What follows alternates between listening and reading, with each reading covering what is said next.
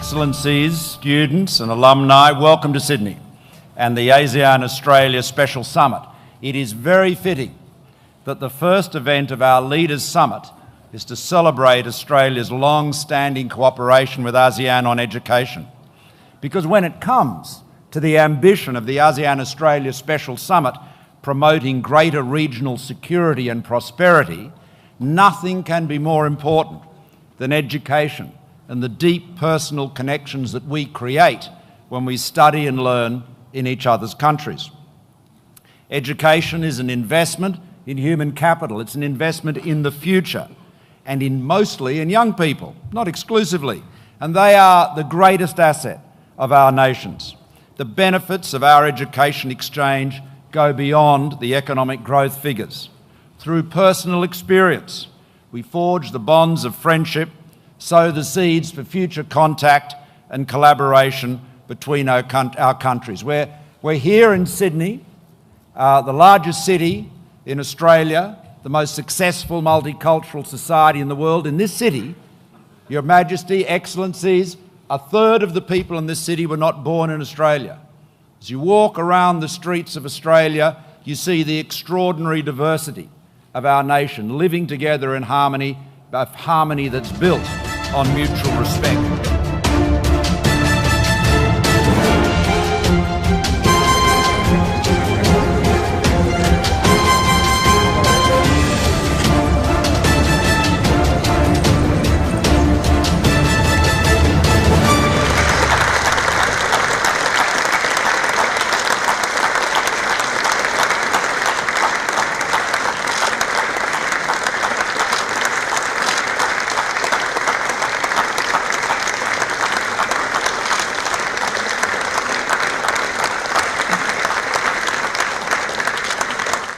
Our first duty as leaders is to keep our people safe.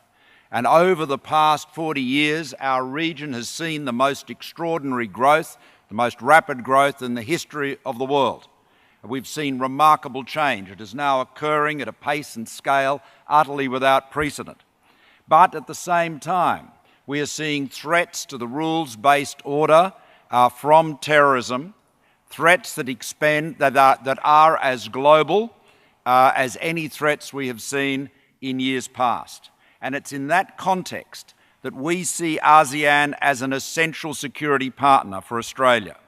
Our ASEAN friends and neighbours share our interest in regional peace, and they share our commitment to respecting international law and that rules-based order which underpins our way of life, secures our prosperity and safety.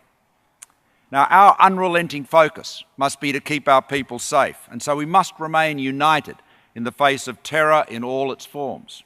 In a relatively short period, we've seen attacks in the United Kingdom, in Iraq, in Iran, Egypt, Pakistan, Afghanistan, recently in the southern Philippines, with ISIL-affiliated terrorist forces occupying for a while the city of Marawi. We've witnessed the armed forces of the Philippines in their courageous battle to liberate Marawi city, and we know that numerous other successful disruptions have occurred throughout our region in recent years.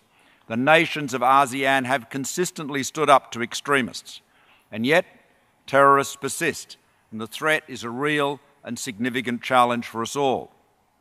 The horrific acts of a small minority of terrorists who defame and blaspheme the Islamic faith have cast a dark shadow across our world. They've sought to sow discord by their perverted and nihilistic interpretation of Islam, to provoke hatred between Sunni and Shia Muslims, and to drive a wedge between Muslims and non-Muslims.